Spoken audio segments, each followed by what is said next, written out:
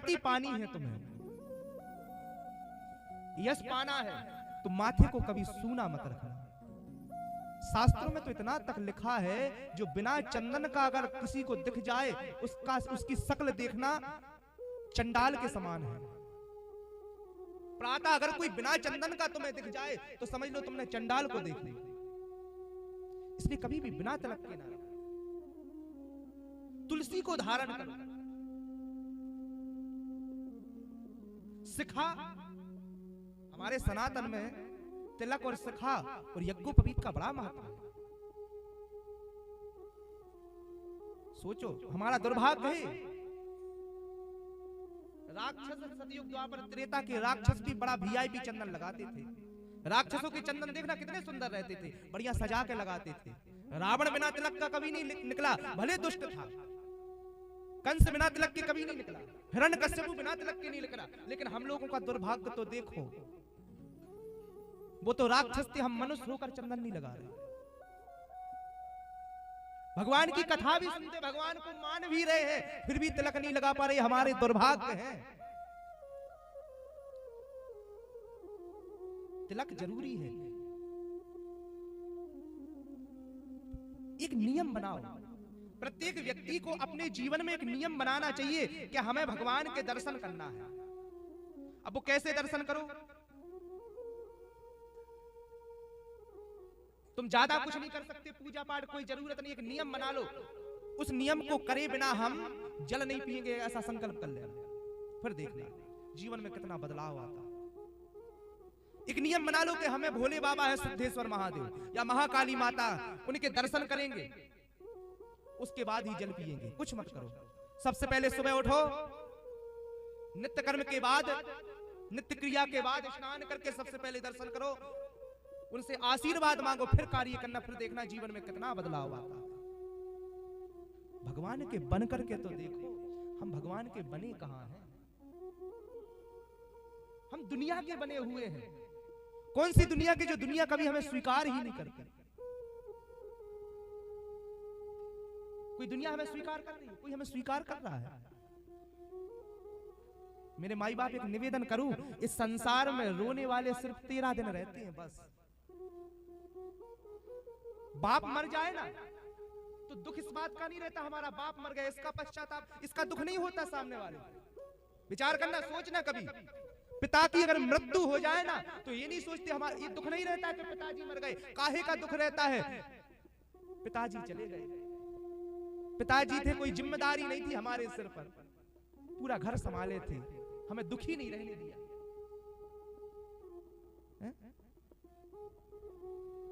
पिताजी का किस लिए दुख है? कि वो घर संभालते थे, घर संभालते थे, इसका दुख है। इसका दुख नहीं है पिताजी मरे। अब पत्नी को काहे का दुख है? पत्नी को भी यही दुख है। पति मर गया, पत्नी सोच रही है अरे राम राम। अच्छा, कोई जब किसी का पति मर जाए रोती है, कितने अच्छे थे, एक बार फोन लगाते कि ये सामान ले आओ तो तुरंत ले आते थे। अब बता, पत्नी को पति मर गया उसका दुख नहीं है, अब सामान नहीं लाएंगे इसका दुख है। बोलो राधे राधे। तब तक कोई आया रिश्तेदार, अब रोती जा रही, बहुत बुरा लगा। तब तक देखा कि रिश्तेदार का कोई बच्चा सोफा पे कूद रहा है, बहुत दुख हो रहा है। फूल क्यों रहा है? टूट जाएगा तो हर बात नहीं कर। अरे राम राम राम, ये संसार है। संसार में जो दिख रहा है वो होता नहीं है। वास्तविकता क्या है?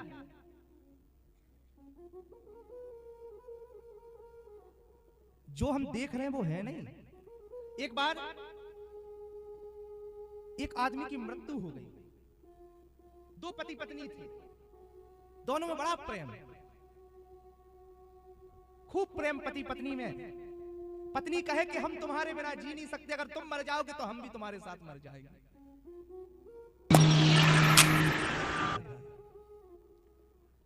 अच्छा, कुछ समय बाद उसकी मृत्यु हो गई, उसका पति मर गया। अब पति पत्नी दोनों सोए थे, तो पति ऐसा हाथ करके सीधा लेटा था, ऐसे हाथ करके, और उसके हाथ पर पत्नी सिर रख के लेटी थी। वो रात में मर गया, पता नहीं चला कब मर गया, हार्ट अटैक में। पूरा शरीर अकड़ गया, उसका हाथ भी अकड़ गया। अब वो टेढ़ा ना, हाथ मुड़े ना, ऐसे ही रह गया हाथ। कमरे में था। अब सुबह पता चला तो पूरा गांव इकट्ठा होगा, क्या हुआ, कैसे हुआ? बोले पता नहीं, अचानक सोते सोते कब मर गए, पता ही नहीं चला। बच्चे सब इकट्ठे हो गए। अब अंतिम संस्कार के लिए शमशान ले जाने की तैयारियां चल रही थी। तो सबने कहा, देखो जब कोई मर जाए तो सब लोग कहते भैया जल्दी जल्दी करो, नहीं तो विलंब हो जाएगा, तो ये ठीक नहीं है, रात हो जाएगी, अच्छी बात नहीं। रात में सबको जलाया ही नहीं जाता है, और ज्यादा देर रखोगे तो शरीर से दुर्गंध भी तो आने लगेगी, इसलिए जल्दी करो, निकालो बाहर और जल्दी दाह संस्कार करें। बच्चों ने कहा ठीक है करते हैं। तो सभी तैयार हो गए, पूरी तैयारी हो गई। कहा कि बाहर निकालो। बाहर निकालने के लिए जैसे ही आए तो जो हाथ था वो ऐसे सीधा था, वो हाथ दरवाजे में फंसे। अब चाहे वो ऐसे मोड़ के निकाले, चाहे ऐसे, वो हाथ बीच में फंसे। तो कहा कि हाथ तो तोड़ नहीं सकते, ऐसे मोड़ेंगे तो हाथ टूट जाएगा, हड्डी चटक जाएगी, क्या करें? तो बच्चे बोले ए माई, ये हाथ तो बाहर नहीं निकल रहा है, एक काम करो दरवाजा तोड़ दूं। तो दूर बैठी माई रोते रोते बोली, ना बेटवा, दरवाजा टूटी तो पैसा लगी, एक काम करा बेटवा, बाबूजी तो मर गए हैं, हाथ ही मोड़ दो, टूट जाएगा तो अब जिंदा थोड़ी है, हाथ ही मोड़ दो। ऐसा विचित्र संसार है। इस संसार में अगर कोई व्यक्ति सुनसान जगह पर किसी का एक्सीडेंट हो जाए, वो पड़ा हुआ है, उठ नहीं सकता है, बाइक के नीचे दबा हुआ है, तो लोग उसकी मदद करने की जगह ये सोचेंगे इसके यहाँ कीमती सामान क्या है। उस सुनसान जगह पर वह आदमी मरने की कगार पर डरा हुआ है, अगर वो सोने की चेन पहना होगा तो वो छीन करके भाग जाएगा, मोबाइल छीन करके भाग जाएगा, लेकिन कोई व्यक्ति उसे उठाएगा नहीं। ये दुनिया है। हमारे अंदर इतना स्वार्थ भरा है। ये स्वार्थ क्यों है? क्योंकि हमें यही, हमारी मानसिकता में यही भर गया है। दूसरे का अहित, दूसरे का हित ना हो जाए, अहित करना है। जिस प्रकार से एक मक्खी होती है, मक्खी घी खराब करने के लिए घी में खुद गिर जाएगी, प्राण त्याग देगी, उसी प्रकार हम भी हैं। मिल जाए, कैसे भी मिले, अच्छे से मिले, प्रेम से मिले, उससे मतलब नहीं है, मिलना चाहिए। पहले के आदमी डरता था कि भैया किसी की आत्मा नहीं दुखनी चाहिए, अगर किसी की आत्मा दुखा करके हमने लिया तो हमारी पीढ़ी, हमारे बच्चे हो जाएंगे, लगड़ा लूला होंगे, ऐसे करते थे। आज का आदमी कहता है कैसे भी आना चाहिए, मरना है तो मर जाने दो सामने वाले को। ये हमारी मानसिकता है। और एक चीज और सबसे बड़ी बात, तो ये सब हमारी बुद्धि सही से।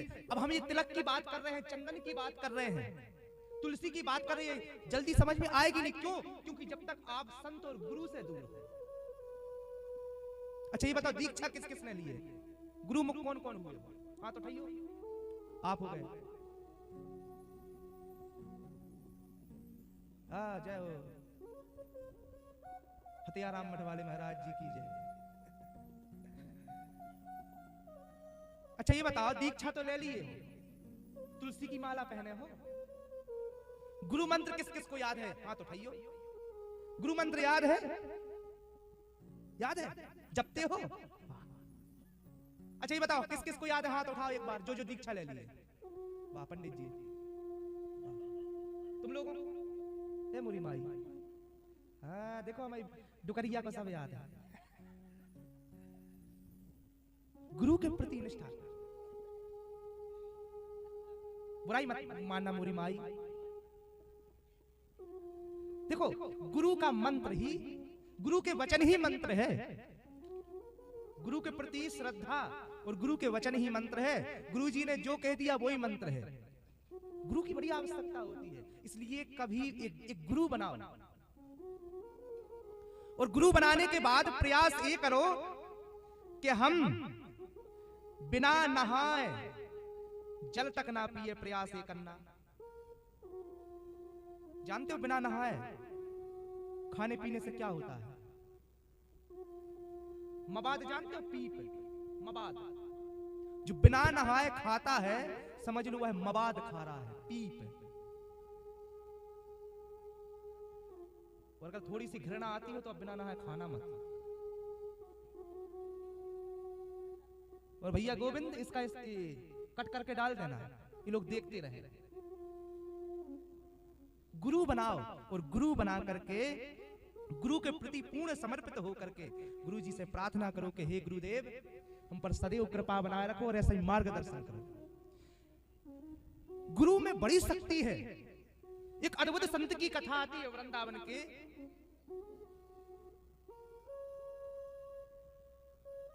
बाबा का एक नियम था। एक बाबा जी थे। सुनो, एक अच्छी इंश्योरेंस तो ठाकुर जी के लिए भोजन बनाते तो उनकी दो झोपड़ी थी, जंगल में दो कुटिया थी। एक में ठाकुर जी बैठे वो पूजा पाठ करते और दूसरी झोपड़ी में उनका ठाकुर जी का भोग बनता, चेला लोग बनाते। और उनका एक नियम था कि भोजन बनाते समय कोई ठाकुर जी के भोजन को देख ना ले। और अगर कोई देख भी ले और चेला कहते कि नहीं गुरु जी कोई नहीं आया था देखने, तो वो समझ भी जाते कि कोई आया तो था। इतनी उनमें शक्ति थी। तो उनका एक प्रिय चेला था रामदास।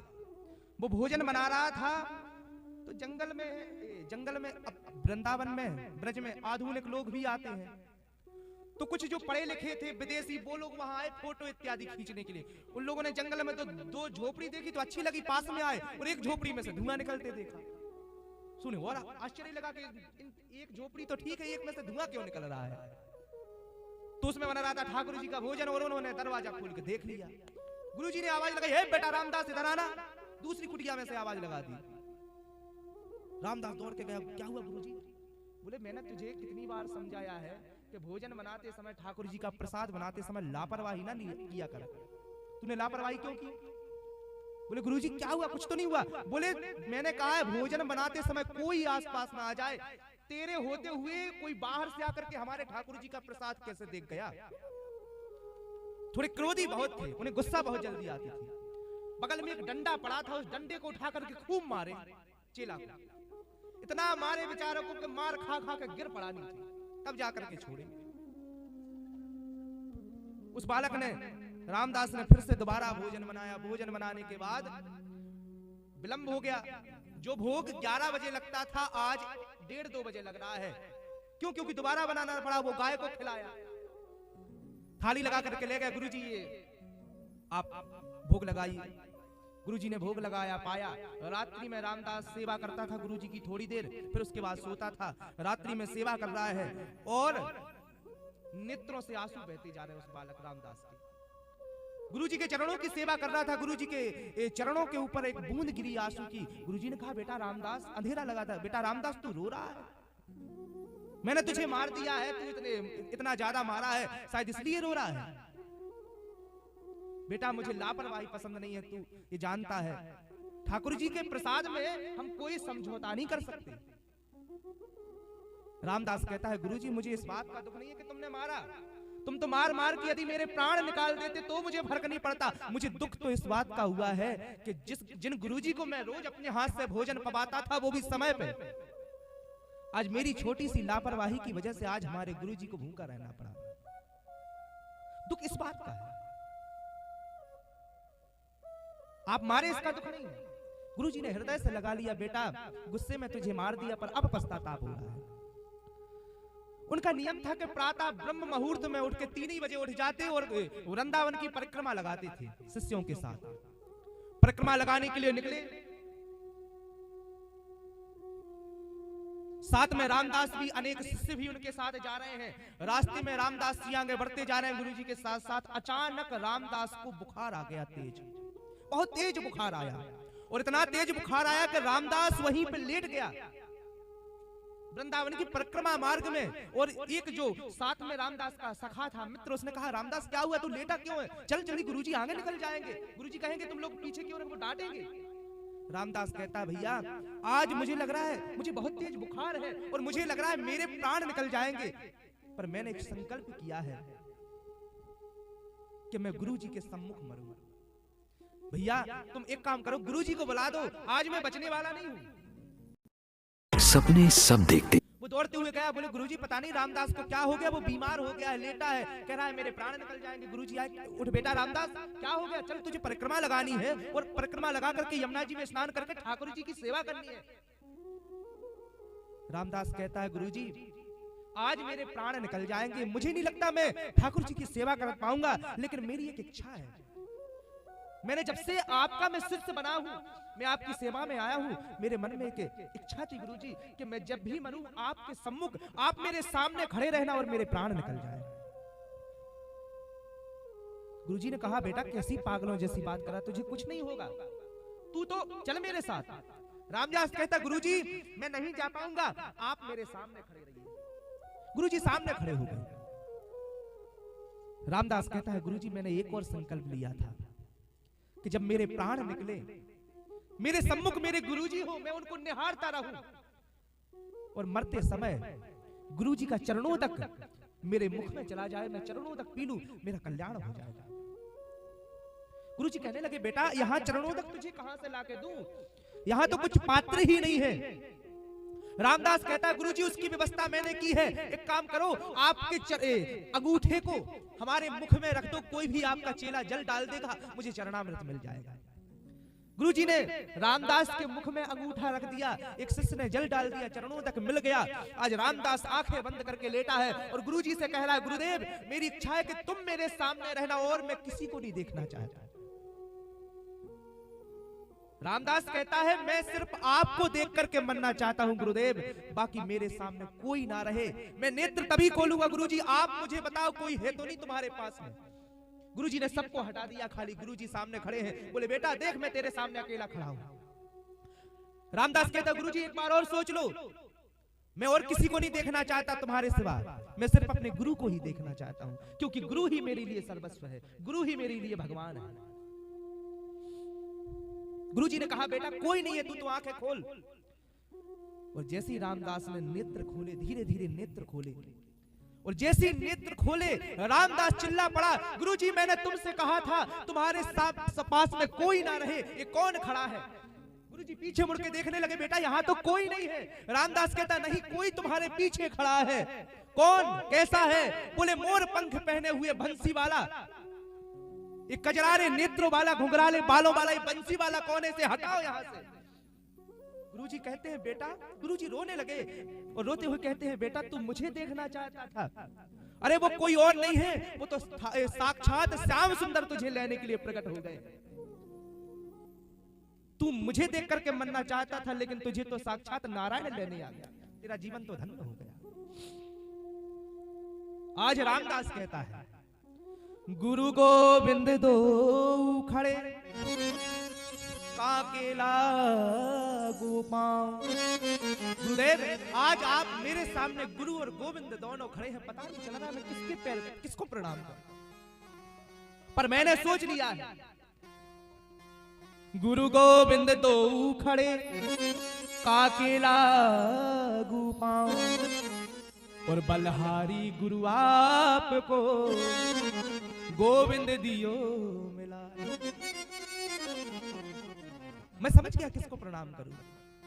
प्रणाम मैं आपको करता हूं गुरुदेव, अगर आप ना होते तो भगवान नहीं मिल पाता। भगवान गुरु मिलाते हैं भगवान से, इसलिए गुरु की शरण में जाओ, गुरु से भगवान मिला देंगे। लेकिन उसके लिए क्या करना पड़ेगा? भगवान से जुड़ना पड़ेगा, भगवान के प्रति समर्पण लाना पड़ेगा। और एक बार चितचोर अगर सामने प्रकट हो गया तो सब कुछ लूट के ले जाता है। लूट के ले गया दिल जिगर, सांवरा जादूगर, सांवरा जादूगर, सांवरा जादूगर, लूट के ले गया दिल जिगर, सांवरा जादूगर, सांवरा जादूगर, लूट के ले गया दिल जिगर, सांवरा जादूगर, सांवरा जादूगर।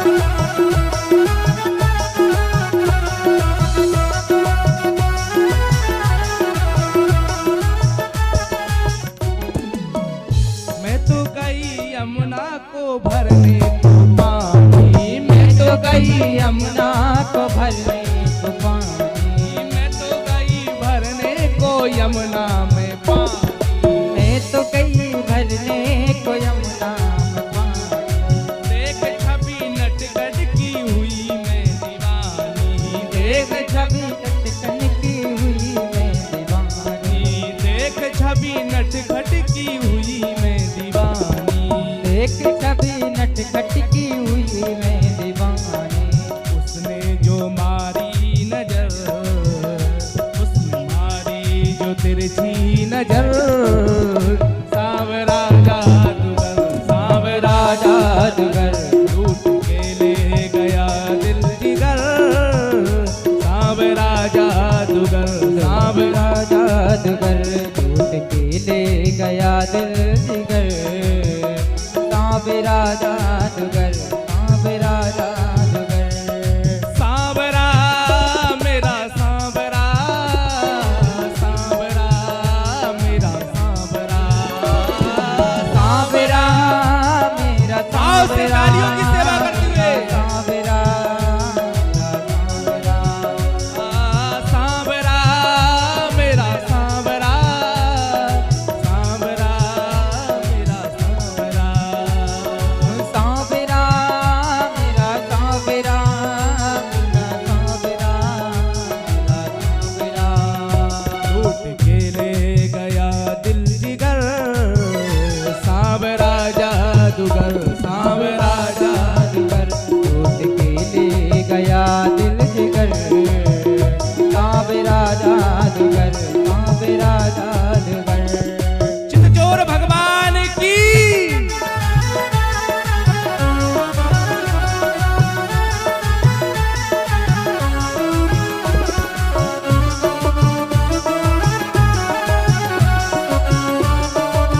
अच्छा ये बताओ,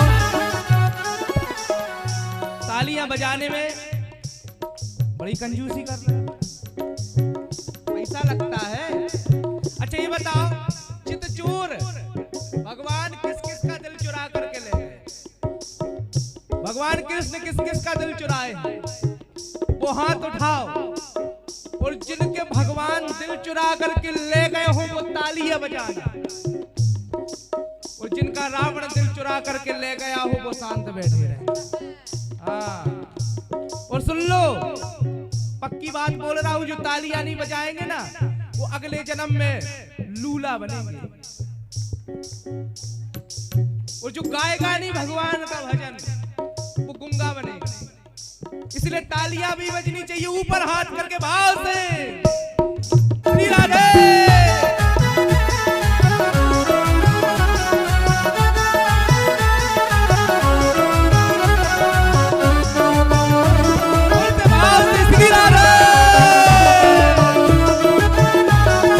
चितचोर भगवान की जय।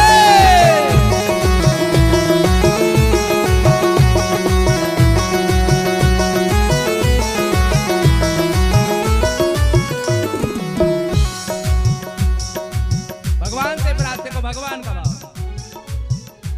गोपियां कहती हैं, श्याम सुनी बांसुरी तो सुध बुध में खोई, श्याम सुनी बांसुरी तो सुध बुध में खोई, श्याम सुनी बांसुरी तो सुध बुध भी खोई, श्याम सुनी बांसुरी तो सुध बुध भी खोई, भूल गई लोक लाज बस तेरी होई, भूल गई लोक लाज बस तेरी होई। अच्छा सोचो, जब तक इस संसार से हम जुड़े रहते तभी तक लोक लाज का डर रहता है। जिस दिन भगवान से मन जुड़ जाए ना तो फिर कोई फर्क नहीं पड़ता, कोई कुछ भी बोले। श्याम सुनी बांसुरी तो सुध बुध में भूली, श्याम सुनी बांसुरी तो सुध बुध में खोई, भूल गई लोक लाज बस तेरी होई, भूल गई लोक लाज बस तेरी होई, छोड़ के तुझको, छोड़ के तुझको जाऊं किधर, सांवरा जादूगर, सांवरा जादूगर, सांवरा जादूगर लूट के ले गया दिल जिगर, सांवरा जादूगर, सांवरा जादूगर। सांवरा मेरा सांवरा, सांवरा मेरा सांवरा, सांवरा मेरा सांवरा, मेरा सांवरा, मेरा सांवरा। लूट के ले गया दिल जिगर, सांवरा जादूगर, सांवरा सांवरा जादूगर सांवरा जादूगर लूट के ले गया दिल जिगर सांवरा जादूगर सांवरा जादूगर बोलो श्री राधे प्रसवान दुलारी श्री राधा रानी की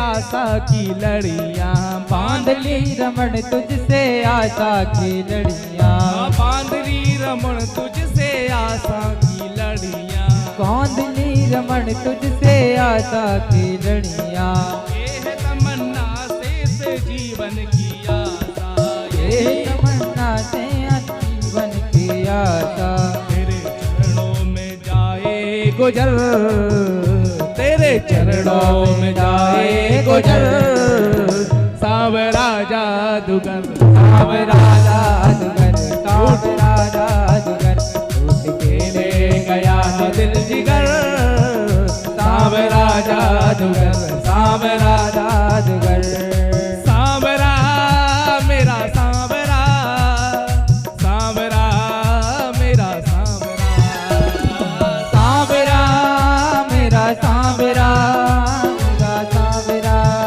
मेरा सांवरा सांवरा मेरा सांवरा सांवरा मेरा सांवरा ओ सांवरा मेरा सांवरा मेरा सांवरा मेरा सांवरा लूट के ले गया दिल जिगर सांवरा जादूगर सांवरा जादूगर सांवरा जादूगर लूट के ले गया दिल जिगर सांवरा जादूगर सांवरा जादूगर सांवरा जादूगर सांवरा जादूगर लूट के ले गया दिल जिगर सांवरा जादूगर सांवरा जादूगर सांवरा जादूगर सांवरा जादूगर बोलो चितचोर भगवान की जय पावन समुद्र मंथन इत्यादि की कथाएं श्रवण कराते हैं पावन भगवान प्रकट होते हैं और सबसे बड़ी बात है ये बताओ यहाँ पे एकादशी व्रत कौन रहता है